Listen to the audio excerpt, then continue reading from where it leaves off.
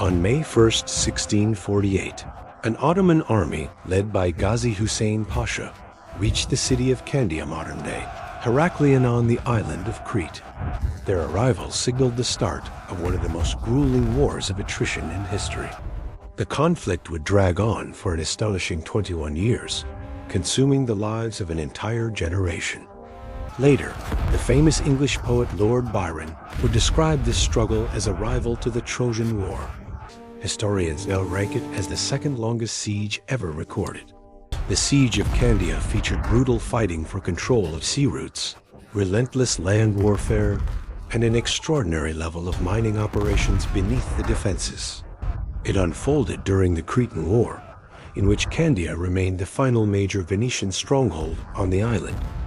This is how modern historians recount the staggering ordeal known as the Siege of Candia. In the decades before the Cretan War, tensions in the eastern Mediterranean steadily rose. Venetian influence in the region had been weakening ever since their loss of Cyprus in 1571. Crete stood as their last remaining possession in those waters. Aware of how precarious their situation had become, Venetian leaders tried to avoid provoking the Ottoman Empire. Everything changed in 1644. The Knights of Malta launched a disastrous raid on an Ottoman convoy sailing from Alexandria to Constantinople. The ships were carrying pilgrims, including the exiled chief Black Eunuch and the nurse of the future, Sultan Mehmed IV. During the assault, Sunbul Aga and many others were killed, while 380 passengers were captured and sold into slavery. Afterward, the Maltese vessels sailed to a small port along Crete's southern coast, where they reportedly unloaded sailors and captives. The Ottomans were furious and accused Venice of assisting the attackers' charges the Venetians firmly rejected. Nevertheless, the incident gave the Ottomans a convenient justification for war.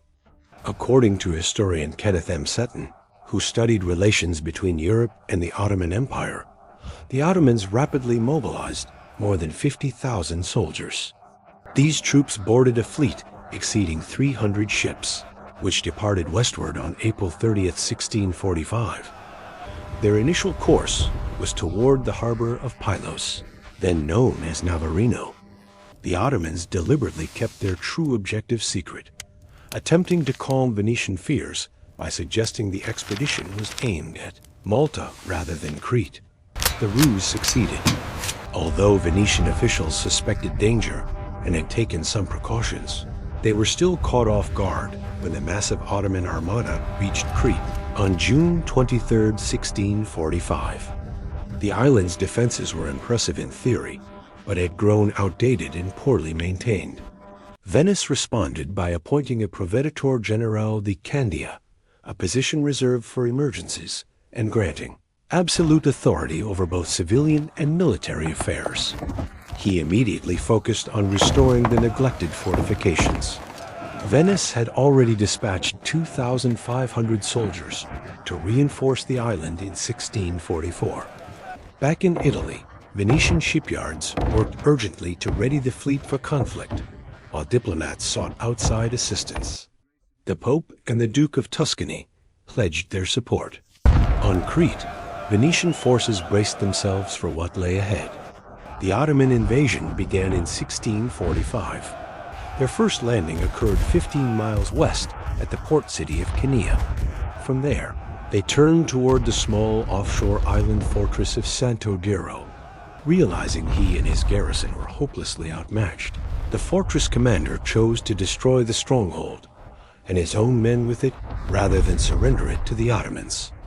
With this dramatic victory secured, the Ottomans set their sights on Candia itself as their next objective. The attackers pushed toward the city and surrounded it by both land and sea.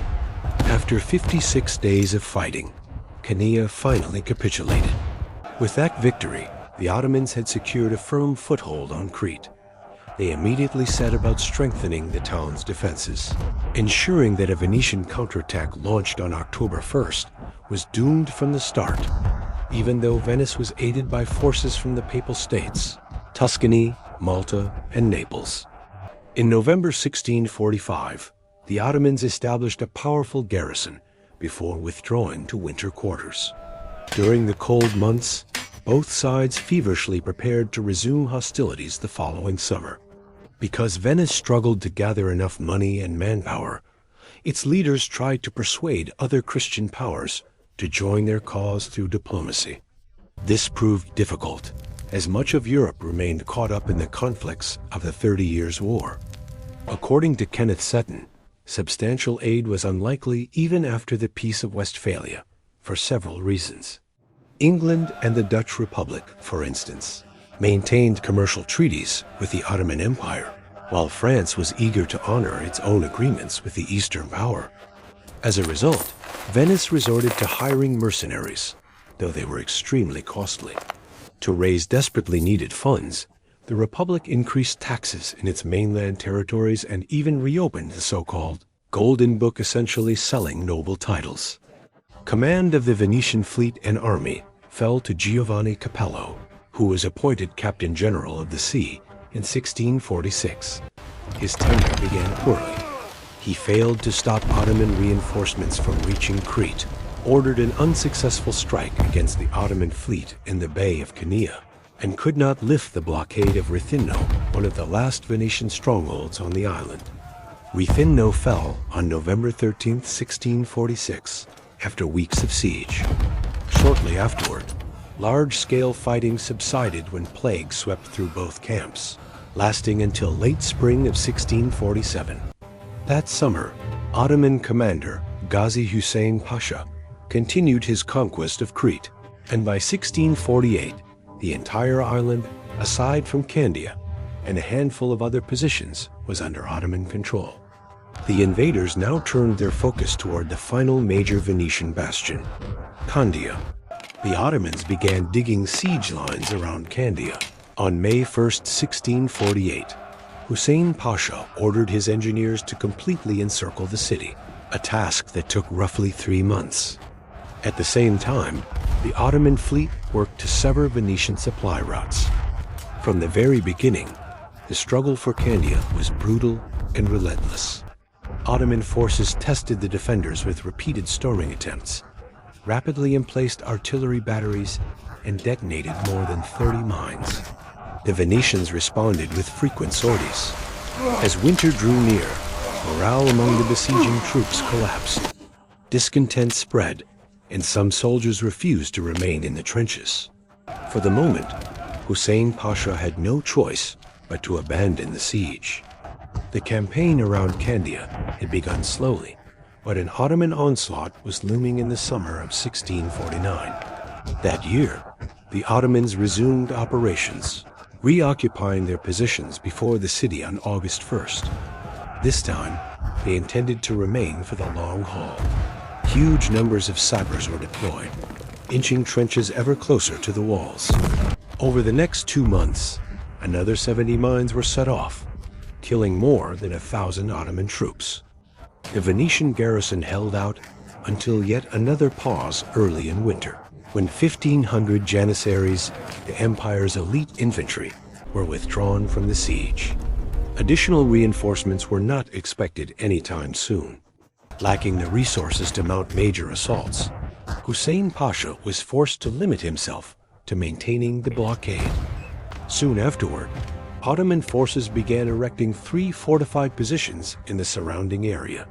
Over time, a settlement grew around one of them, which became known as Candia Nova, New Candia. The name itself signaled Ottoman intentions to remain permanently. Reinforcements arriving in 1650 allowed Hussein Pasha to keep the old city tightly contained. Historian Norman Davies Mason described the years leading up to 1667 as more a test of endurance and stubborn resolve than a contest of daring or tactical brilliance. Ottoman attacks alternated with Venetian counter-raids. Inside Candia, defenders focused on rapidly repairing damaged fortifications, while also harassing Ottoman positions elsewhere on the island. Neither side gained significant ground, but both struggled to supply the enormous resources such prolonged fighting demanded. It had become a classic war of attrition. In this desperate situation, Venetian leaders devised an unusual scheme. Documents recently uncovered in the Venetian state archives suggest that the Republic's intelligence service, the Inquisitore di Stato, planned a covert operation. In 1649 and 1650, Leonardo Foscolo, the Proveditore Generale of Dalmatia and Albania, proposed to the agency that the siege might be broken by deliberately infecting Ottoman troops with plague. Soon afterward, a man known as Dr. Solnan reportedly devised and prepared a liquid made from the spleens and buboes of plague victims. The doctor and his dangerous concoction were already en route to Candia. Although the scheme had been carefully organized and appeared ready for execution, it was never put into action. The reasons remain unknown, as the historical record abruptly goes silent on the matter. What is certain is that Candia continued to endure a tight blockade, and Ottoman control over the surrounding area stayed firm in the years that followed. At this stage, the primary battlefield of the war had shifted to the sea. Conducting operations around Crete posed enormous strategic challenges for both sides. Since the island lay far from each power's home territory, each had to keep its forces supplied while also shielding merchant convoys and warships from enemy fleets. Complicating matters further, Ottoman campaigns in the Balkans forced Venice to stretch its resources even thinner. Although the Venetian Senate devoted as much attention as possible to naval warfare, their fleet remained smaller than that of the Ottomans. Venice was able to compete largely because its sailors were more seasoned. The core Venetian strategy was to choke Ottoman access through the Dardanelles, while a smaller detachment stayed near Candia to prevent the city from being cut off by sea. While this approach worked reasonably well, the Venetians never managed to seal the straits entirely, and Ottoman squadrons repeatedly slipped through. Between 1650 and 1665, numerous naval engagements erupted, along with raids on ports and islands. Some developed into major fleet actions, such as at Naxos in 1651, in the Cyclades in 1655, and in the Dardanelles Strait in 1656. Overall, Venetian forces generally held the advantage at sea, but they failed to turn this superiority into decisive results. From 1658 to 1666, naval warfare settled into a stalemate. Venetian ships struck several Ottoman positions, but lacked the manpower to occupy them. Eventually, they also struggled to keep their maritime blockades intact.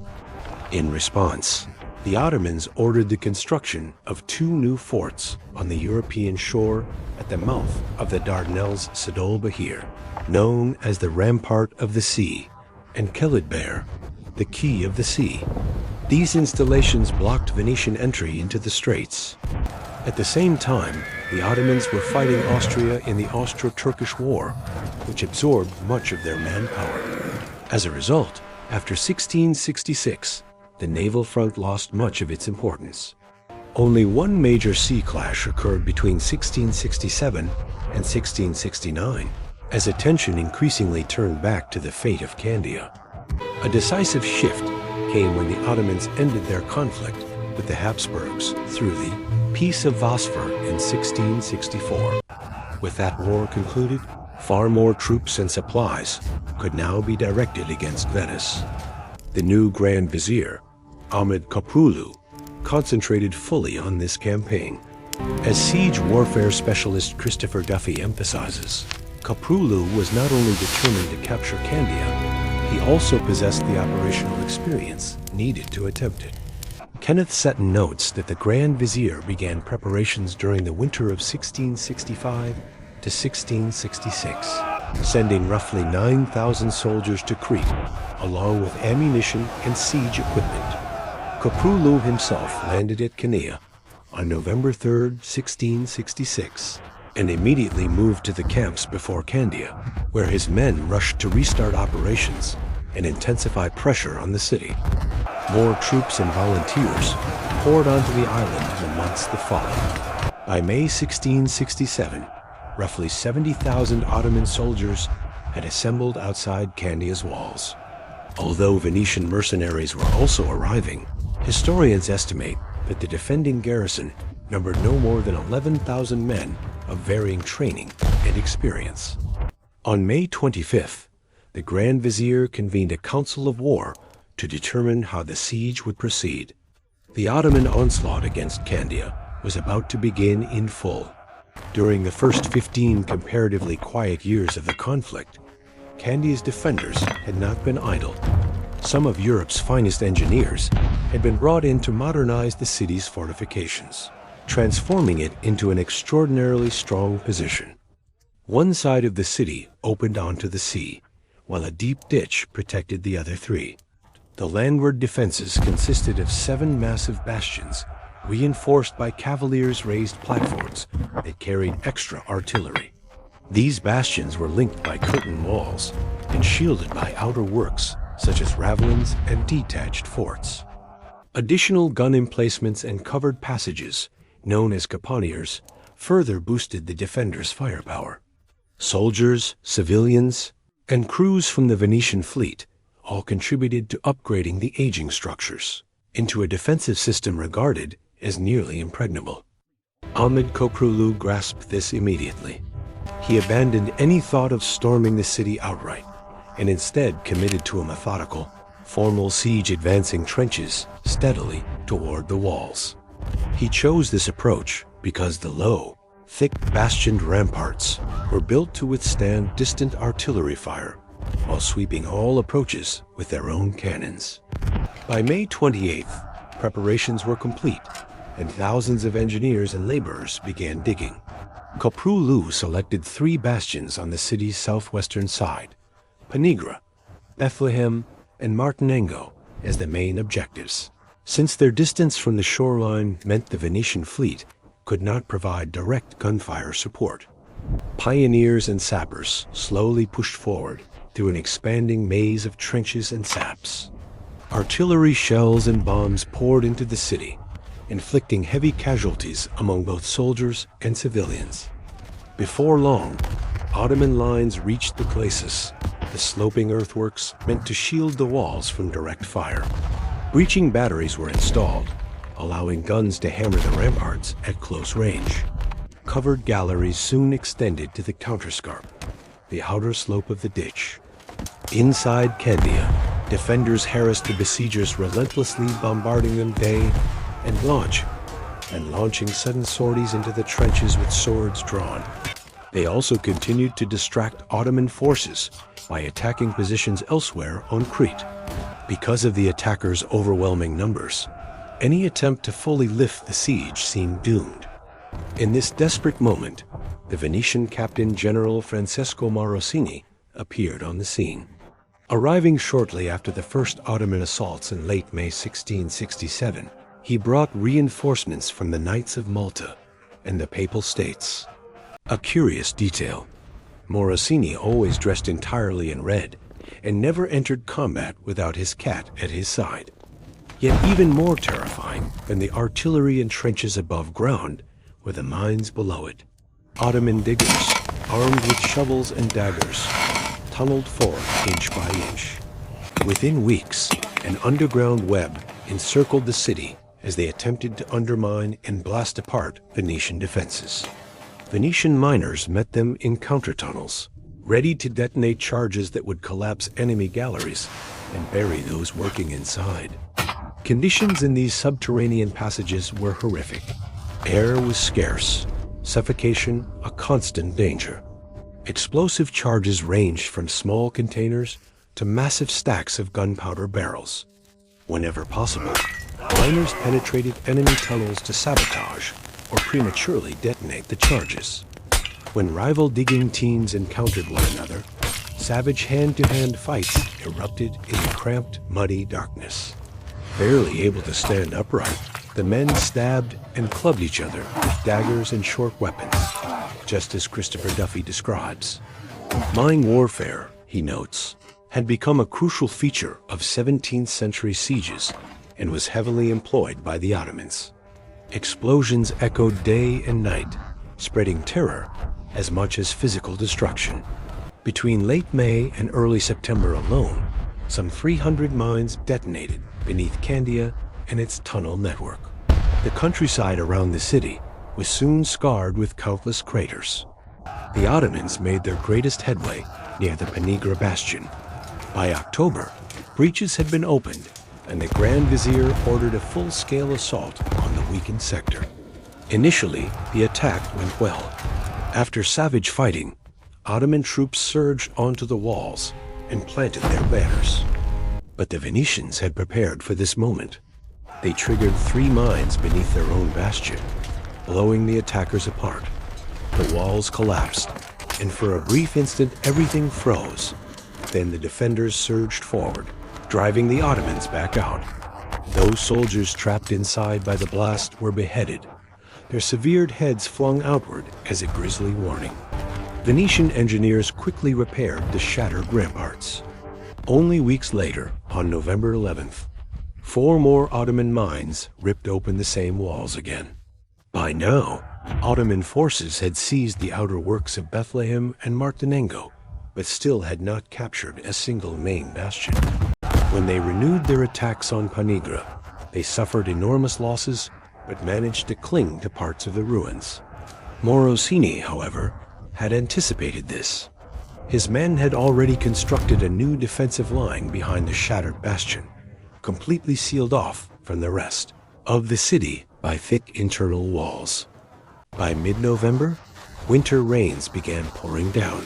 Trenches and tunnels flooded repeatedly, forcing Toprulu to halt major operations. At the same time, plague swept through Ottoman camps, driving most of the army back to the shelter of Candia. Despite being reduced to a skeletal force, the Ottomans retained the positions they had gained over the summer.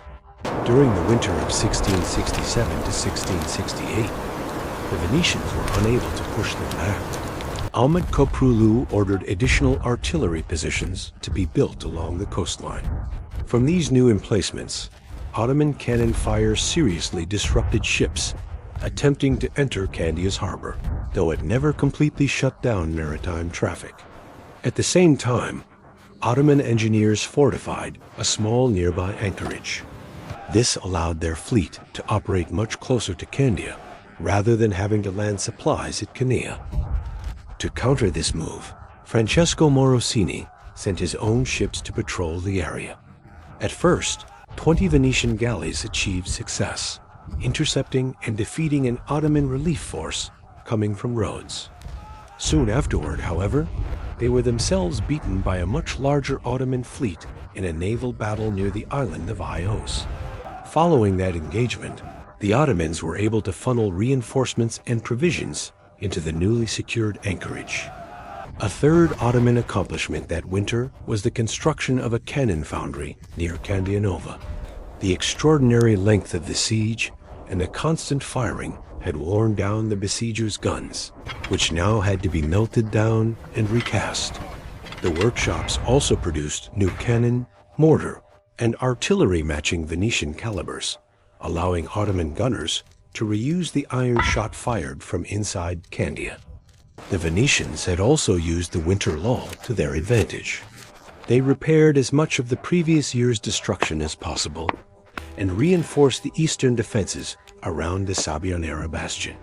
Although shortages of food and powder were beginning to appear, conditions were still manageable for the 5,000 to 6,000 remaining defenders.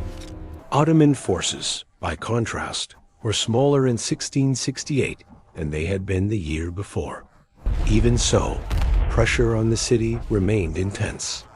One eyewitness recorded that every day there remained dead 50 or 60 Christians. Among mercenaries, Candia quickly earned a reputation as a mission with no return, making recruitment increasingly difficult. Pope Clement IX, however, was nearly as determined as Venice itself to keep the city. He not only contributed large sums of his own money, but also launched a major diplomatic campaign to rally support from across Europe, framing the Cretan War as something akin to a crusade. In 1668, these efforts began to bear fruit likely because the 30 Years' War had ended and the Franco-Spanish rivalry over northern Italy had temporarily cooled. Venice was now receiving more money and troops from foreign powers than ever before. It was not until June 1668 that the Ottomans fully resumed major siege operations. This time, the bastions near the sea became their principal targets: Santa Andrea and Sabbionara. At Santa Andrea, tunneling was impossible. The ground between the bastion and the Giuffiro River consisted of marshy bogs and solid rock, forcing Ottoman engineers to haul in enormous quantities of earth from elsewhere to construct their approaches. From their already advanced positions, they erected networks of sandbags reinforced with gabions and fascines. Step by step, the attackers fought their way forward. After weeks of bitter labor and combat, the entire western front of Candia stood under threat. Morosini responded with drastic measures, ordering his cavalry to charge out and clear the trenches. The mounted troops encountered stiff resistance, but eventually managed, in a desperate struggle, to drive the Ottomans from their most advanced positions. Nevertheless, Ottoman pioneers continued their work at Santa Andrea, halted only by flanking fire from the bastions of San Spirito and Panigra. At the same time, Ottoman forces pushed toward Sabbionara. As its name suggests, the soil there was sandy, making it far easier for miners to dig. They quickly reached the base of the walls, and before long, a mine detonated beneath them, blasting a 60-pace breach into the main rampart. Disaster was again avoided, only because a newly constructed inner bulwark stood behind the shattered wall. For Koprulu, Venetian sorties soon became the least of his concerns. Sultan Nem IV was growing impatient with the drawn-out campaign and the immense expense it demanded. In a letter, he urged the Grand Vizier to bring the siege to an end immediately. Much to Koprulu's alarm, the contents of the Sultan's message leaked to the troops already exhausted by the long ordeal. Some units mutinied, and before long angry soldiers gathered around the Grand Vizier's tent, pelting it with stones. When Koprulu emerged, his officers barely managed to shield him and forced the men back to their duties. Matters worsened when winter arrived once again, forcing siege operations to be suspended. Under immense pressure, Koprulu tightened discipline in the trenches and carefully prepared the next year's campaign. He wrote back to the Sultan, assuring him that Candia was on the brink of collapse and that the Ottoman Empire would not yield to Western powers after 2 decades of war. By now, the financial and human costs were staggering. Norman Davies Mason estimates that Venice had spent 4.4 million ducats and lost roughly 7,000 men, while Ottoman casualties were likely 5 times higher. Despite these losses, neither side was prepared to surrender. With prospects dim, Venice dispatched the seasoned diplomat Luigi Malini to Constantinople to explore peace terms. He offered tribute, compensation, and the restoration of former Ottoman territories in Dalmatia if the siege were lifted. The Sultan and his Grand Vizier responded bluntly. Negotiations would not begin unless Venice handed over the entire island of Crete. Early in 1669, talks abruptly collapsed, largely due to papal pressure, since Clement IX refused to accept defeat in a war he had portrayed as a holy cause, and because of shifting alliances on mainland Europe. Influenced by the Pope, France and Spain agreed to refrain from fighting each other for the duration of the Cretan War. This greatly benefited Venetian efforts at Candia, as both powers had promised assistance only if Western Europe remained at peace. It marked a major diplomatic victory in Clement's campaign to unite Christian states. During the winter, the Ottomans maintained their blockade, but when spring sunshine returned to Crete, they picked up their shovels again on March 31st. Janissary troops launched a fierce assault on the Sabbionara bastion and briefly captured it. Once entrenched inside, however, Venetian engineers detonated another mine beneath their own defenses, throwing the attackers into chaos and allowing the defenders to retake the position. Just a week later, on April 7th, a second mine, this time carefully prepared by Ottoman engineers, exploded under Sabbionara. It was devastating. a large section of the bastion collapsed into the ditch. Yet low morale among the besiegers now plagued Caprulu. When he ordered another assault, the troops refused to risk it, limiting themselves instead to an intense barrage against anything that moved along the walls. Meanwhile, Venetian miners had been digging beneath the rock platform, supporting Ottoman approaches. After exhausting labor, they emplaced an enormous charge and sealed it carefully. When it detonated, the blast reportedly shook the ground for miles, shattering solid stone and swallowing men and trenches alike. This catastrophe dealt another crushing blow to Ottoman morale, and commanders struggled to keep their soldiers in the fight. Underground clashes now erupted daily, as both sides battled fiercely for control of the vast tunnel network beneath the trenches and fortifications. In June 1669, a massive Allied fleet composed of Papal, Maltese, and French vessels sailed for Candia. It was among the largest armadas ever assembled to relieve the city. The King of France alone sent 6,000 troops. On June 19th, nearly 2 weeks before the heavy warships arrived, lighter vessels slipped into Candia under cover of darkness, carrying mainly French soldiers. Only the king's musketeers refused such a stealthy landing and came ashore the next day in full view of the enemy, an act of bravery that cost several of them their lives. With these reinforcements, Candia's garrison was stronger than it had ever been. Their arrival did nothing to lift Ottoman spirits. Yet Sultan Mehmed IV simultaneously granted Caprulu full authority to press the siege to its conclusion. After a brief but decisive council of war, Ottoman forces renewed their drive to capture the city. Inside Candia, however, French troops grew impatient. Their commander, Philippe II, Duke of Naval, demanded immediate action.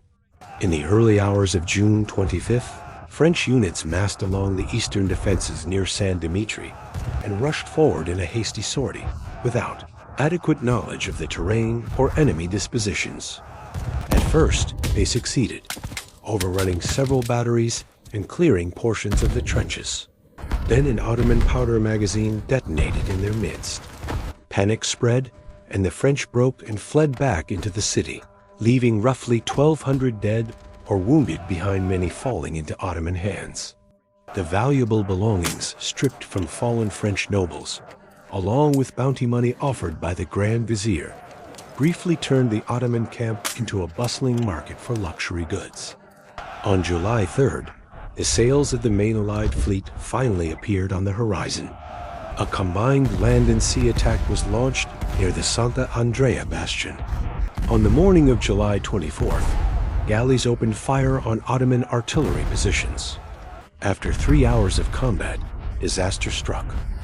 The French flagship exploded when its powder magazine was hit by a cannonball. Chaos swept through the Allied fleet, shattering the operation and turning it into a catastrophe. At the same time, the ground assault collapsed as well beaten back by janissaries and crippled by poor coordination among the Allied forces.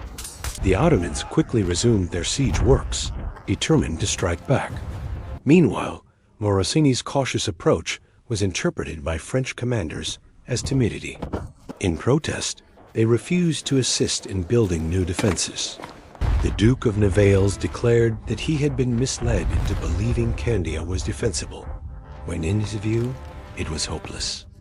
Relations between the Allies deteriorated sharply. For weeks, their leaders argued without reaching any agreement, even as Ottoman attacks hammered the walls at ever shorter intervals. At last, on August 20th, the Duke of Naval withdrew from the city with all but 500 of his troops. This departure dealt a devastating blow to morale, and most remaining Allied contingents soon followed the French example. Only the German units agreed to stay. On August 31st, 1669, the last Allied squadron sailed away, abandoning Candia to its fate. Francesco Morosini and fewer than 4,000 men were left behind to defend the shattered city. Ottoman forces were pressing relentlessly from every direction. The defenses lay in ruins, the soldiers were utterly exhausted, and the outlook had become hopeless. On September 6th, Morosini had no alternative but to raise the white flag. After lengthy negotiations, Candia was surrendered without conditions. The entire garrison and civilian population were permitted to leave with full military honors, along with their personal belongings and artillery. Venice was also allowed to keep its territorial holdings in Dalmatia, Bosnia, and Albania. Despite these remarkably generous terms, Morosini faced severe criticism afterward. He had capitulated and arranged peace without first securing authorization from the Venetian Senate. On September 27th, the Grand Vizier entered the shattered city in a triumphant procession, while the last members of the garrison boarded ships bound for Venice. At long last, Venice formally ceded Crete to the Ottoman Empire. Thus ended one of the longest and bloodiest sieges ever recorded, an ordeal that would become a case study for future generations of military engineers. When the Grand Vizier arrived, Candia resembled little more than a mountain of rubble, with only the city's innermost districts still largely intact. Over the course of the siege, the defenders had launched nearly 100 sorties and endured roughly 60 full-scale assaults against their walls. More than 1,100 Venetian mines had detonated beneath the city, while Ottoman engineers set off 3 times that number. The Venetians alone fired more than 48,000 artillery shells and hurled over 100,000 grenades during the 21-year struggle. Casualty estimates suggest that roughly 120,000 Ottomans and 30,000 Venetians lost their lives, not counting the many civilians caught in the devastation. For nearly an entire generation, Venice and the Ottoman Empire battled over Candia, with countless men spending the prime years of their lives fighting on top of or digging beneath its fortifications. If you enjoy the way we tell these historical stories, please consider supporting us through PayPal. Producing videos like these requires immense time and effort, and even a small contribution helps keep the channel running.